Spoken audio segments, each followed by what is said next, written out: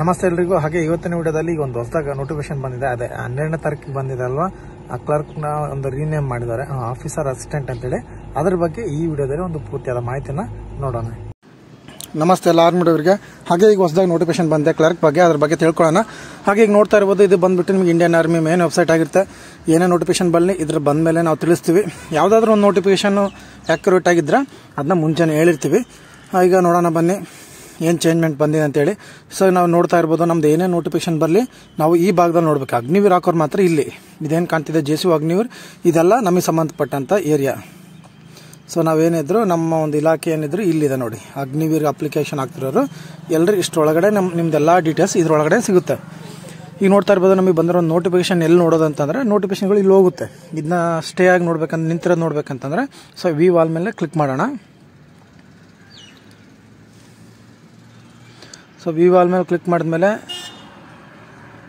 ನಿಮ್ಗೆ ಓಪನ್ ಆಗುತ್ತೆ. ಸೊ ನೋಡ್ತಾ ಇರ್ಬೋದು, ಇಲ್ಲೆಲ್ಲ ರೀಸೆಂಟಾಗಿ ಬಂದಿರೋಂಥ ನೋಟಿಫಿಕೇಶನ್ಗಳು ಇಲ್ಲಿ ನಿಮಗೆ ಕಾಣುತ್ತೆ. ಸೊ ಈಗ ಇಲ್ಲಿ ನೋಡ್ತಾ ಇರ್ಬೋದು, Agniveer clerk has been renamed as Agniveer office assistant ಅಂತೇಳಿ. ಇದರಲ್ಲಿ ಗೊಂದಲ ತಗೊಂಥ ಅವಶ್ಯಕತೆ ಏನಿಲ್ಲ.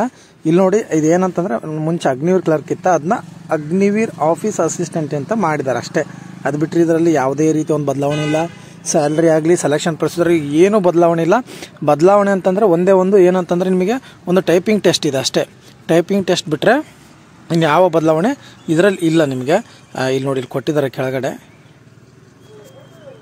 ಸೊ ಇದೊಂದು ನಿಮಗೆ ಆ್ಯಡ್ ಆಗಿದೆ ಅಷ್ಟೇ. ಅದು ಬಿಟ್ಟರೆ ಇನ್ನೇನು ಚೇಂಜ್ಮೆಂಟ್ ಆಗಿಲ್ಲ. ಹೈಟು, ವೆಯ್ಟು ಎಲ್ಲ ನಿಮಗೆ ಮುಂಚೆ ಏನಿತ್ತು ಅದೇ ಇರುತ್ತೆ. ಸೊ ಹಾಗಾಗಿ ಇದ್ರ ಭಯ ಪಡುವಂಥ ಅವಶ್ಯಕತೆ ಏನಿಲ್ಲ. ಈಗ ಆಫೀಸ್ ಅಸಿಸ್ಟೆಂಟ್ ಅಂತ ಏನಕ್ಕೆ ಇಟ್ಟಿದ್ದಾರೆ ಅಂತಂದರೆ, ಈ ಅಗ್ನಿವೀರ್ ಆರ್ಮಿ ಒಳಗಡೆ ಕೆಲಸ ಮಾಡೋದೇ ಆಫೀಸಲ್ಲಿ ಬರುವಂಥ ಡಾಕ್ಯುಮೆಂಟ್ಗಳನ್ನ ಮೂವ್ ಮಾಡೋದಾಗಲಿ, ಈಗ ಸೋಲ್ಜರ್ ಇರ್ತಾರಲ್ವ ಟ್ರೇಡ್ನ ಅವ್ರ ಡಾಕ್ಯುಮೆಂಟೇಷನ್ ಮಾಡೋದು, ಈ ರೀತಿ ಕೆಲಸಗಳಿರುತ್ತೆ. ಸೊ ಆಫೀಸಲ್ಲಿ ಮಾಡೋದಂದ್ರೆ ಆಫೀಸ್ ಅಸಿಸ್ಟೆಂಟ್ ಅಂತೇಳಿ ಒಂದು ರೀನೇಮ್ ಮಾಡಿದ್ದಾರೆ ಅಷ್ಟೇ ಹೊಸದಾಗಿ. ಅದು ಬಿಟ್ಟರೆ ಇನ್ನು ಯಾವುದೇ ರೀತಿಯಿಂದ ಒಂದು ಏನು ಉದ್ದೇಶ ಇಲ್ಲ ಅದರಲ್ಲಿ ಏನು ಬೇರೆ ಇಲ್ಲ. ಇದೊಂಥರ ಚೆನ್ನಾಗಿ ಅನಿಸುತ್ತೆ, ಅಗ್ನಿವೀರ್ ಆಫೀಸ್ ಅಸಿಸ್ಟೆಂಟ್ ಅಂತ ಹೇಳ್ಕೊಳಕ್ಕೆ. ಈಗ ನೋಡ್ತಾ ಇರ್ಬೋದು, ಇದರಲ್ಲಿ ಏನು ಬದಲಾವಣೆ ಇಲ್ಲ. ಎಲ್ಲರೂ ಹಾಕೋರು ಅಗ್ನಿವೀರ್ ಕ್ಲರ್ಕಿಗೆ ಹಾಕಿ SKT ಕ್ಲರ್ಕ್ ಅಪ್ಲಿಕೇಶನ್ ಬಂದುಬಿಟ್ಟು ಒಂದೇ ಎರಡಕ್ಕೂ ಸಪ್ರೇಟ್ ಇರೋಲ್ಲ. ಅದು ಆಮೇಲೆ ರ್ಯಾಂಕಿಂಗ್ ಮೇಲೆ ಡಿವೈಡ್ ಮಾಡ್ತಾರೆ. SKT ಹಾಗೆ ಕ್ಲರ್ಕಿಗೆ ಯಾರು ಎಷ್ಟಲ್ಲಿ ಬಂದಿರ್ತಾರೋ, ಚೆನ್ನಾಗಿ ಸ್ಕೋರ್ ಆಗಿರ್ತಾರೋ ಅವ್ರಿಗೆಲ್ಲ SKT ಪೋಸ್ಟ್ ಕೊಡ್ತಾರೆ. SKT ತುಂಬ ವೇಕೆನ್ಸಿ ಕಮ್ಮಿ ಇರುತ್ತೆ ನಮ್ಮ ಇವನು. ಹಾಗಾಗಿ ನೀವೊಂದು ಟೈಪಿಂಗ್ ಒಂದು ಇಂಪ್ರೂವ್ ಮಾಡ್ಕೊಳ್ಳಿ ಅಷ್ಟೇ. ಈ ಸಲ ಕೊಟ್ಟಿದ್ದಾರೆ ನೋಡಿ ಟೈಪಿಂಗ್ನ, ಇದರಲ್ಲಿ ಬರುತ್ತೆ. ಹಾಗೆ ನೆಕ್ಸ್ಟ್ ಅಪ್ಡೇಟ್ ಬಂದಾಗ ವಿಡಿಯೋ ಮಾಡೋಣ. ಹಾಗೆ ನೀವು ಒಂದು ಟೈಪಿಂಗ್ ಟೆಸ್ಟ್ ತುಂಬ ಜನ ಕೇಳ್ತಿದ್ದಾರೆ, ಯಾವ ರೀತಿ ಇರುತ್ತೆ ಏನಂತೇಳಿ, ಅದನ್ನೂ ಸಹ ತೋರಿಸ್ತೀನಿ ನೋಡಿ. ಸೊ ನೀವು ಹೋಮಲ್ಲಿ ಹೋಗ್ಬಿಟ್ಟು ಮೇನ್ ಪೇಜಿಗೆ ಬನ್ನಿ. ಮೇನ್ ಪೇಜ್ ಬಂದಮೇಲೆ ಇಲ್ಲಿ ನೋಡಿ ಅಗ್ನಿಪಥ್ ಅಂತ ನಿಮಗೆ ಕಾಣ್ತಿದೆ, ಅಗ್ನಿಪಥ್ ಅಂತೇಳಿ. ಸೊ ಇದ್ರ ಮೇಲೆ ಪ್ರೆಸ್ ಮಾಡಿ ಇಟ್ಕೊಳ್ಳಿ. ಪ್ರೆಸ್ ಮಾಡಿದಾದ್ಮೇಲೆ ನಿಮಗೆ ಇಲ್ಲಿ ಕಾಣ್ತಾ ಇರ್ಬೋದು ಟೈಪಿಂಗ್ ಟೆಸ್ಟ್ ಅಂತೇಳಿ. ಸೊ ಇದ್ರ ಮೇಲೆ ಪ್ರೆಸ್ ಮಾಡಿ. ಸೊ ಕ್ಲಿಕ್ ಮಾಡಿದ್ಮೇಲೆ ಎಸ್ ಕೊಡಿ. ಇದನ್ನ ಕಂಪ್ಯೂಟರಲ್ಲಿ ಮಾಡ್ಕೊಂಡ್ರೆ ನಿಮಗೆ ಚೆನ್ನಾಗಿ ಯೂಸ್ ಆಗುತ್ತೆ. ಈ ಥರ ಬಂತು. ಇಲ್ಲೇನು ಕೊಡೋಂಥ ಅವಶ್ಯಕತೆ ಇಲ್ಲ, ಸೈಗಿನ್ ಕೊಡಿ. ಇದು ಅಲ್ಲಿ ನಿಮಗೆ ಎಕ್ಸಾಮ್ ಇರುತ್ತಲ್ವ, ಆ ದಿನ ಯಾವ್ಯಾವ ಥರ ಇರುತ್ತೆ ಅಂತೇಳಿ ಎಲ್ಲ A to Z ಪ್ರೊಸೀಜರ್ ಕೊಟ್ಟರೆ ನೀವು ಡೈಲಿ ಇದರಲ್ಲಿ ಪ್ರಾಕ್ಟೀಸ್ ಮಾಡೋದ್ರಿಂದ ತುಂಬ ಇಂಪ್ರೂವ್ ಆಗ್ತಾರೆ ನೀವು. ಸೊ ಇಲ್ಲೆಲ್ಲ ಈ ಥರ ಬರುತ್ತೆ. ಇದನ್ನೆಲ್ಲ ಅಗ್ರಿ ಕೊಟ್ಬಿಟ್ಟು ನೆಕ್ಸ್ಟ್ ಕೊಡಿ, ಏನಿರಲ್ಲ ಇದರಲ್ಲಿ. ಸೊ ಈಗ ರೆಡಿ ಟು ಲಾಗಿನ್ ಅಂತೇಳಿ ಲೋಡ್ ಆಗ್ತಿದೆ.